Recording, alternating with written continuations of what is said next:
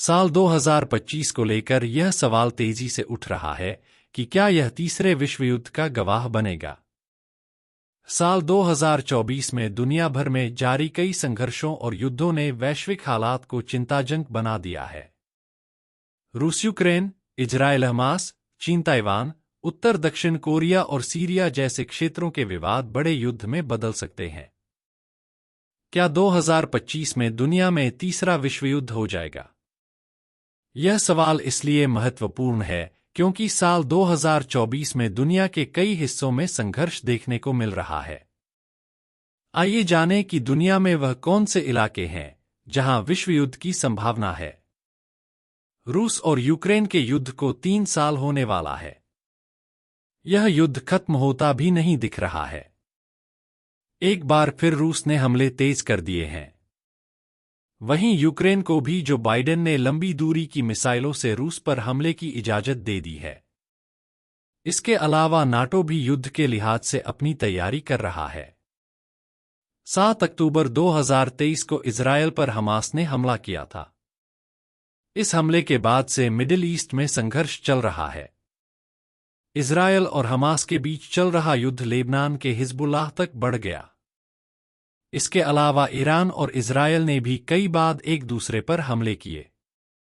Yemen के Houthi विद्रोहियों ने भी जहाजों को निशाना बनाया, जिस कारण वैश्विक जलमार्ग बाधित हुआ।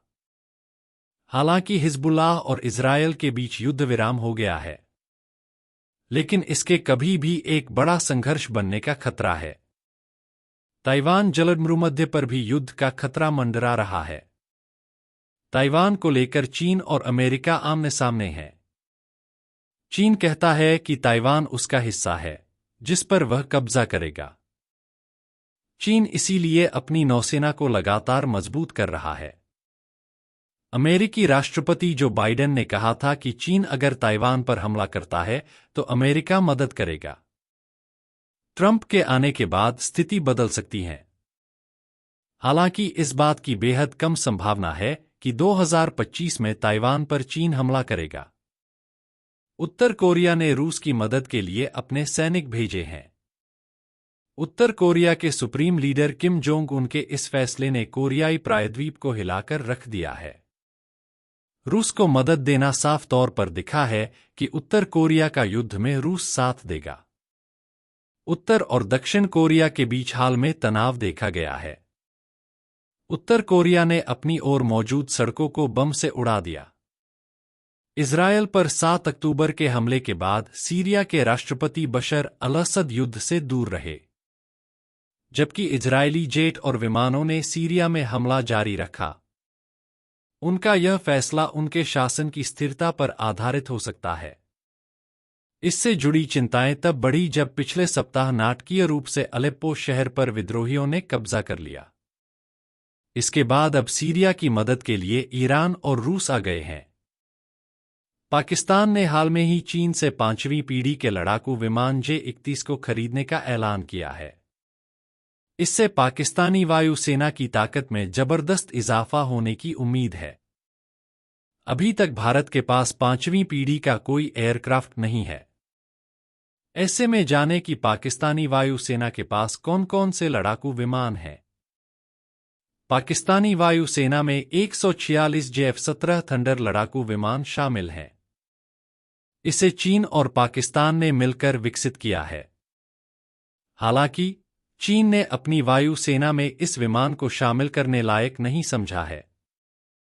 पाकिस्तान के पास 75 F-16 फाइटिंग फॉल्कन लड़ाकू विमान हैं।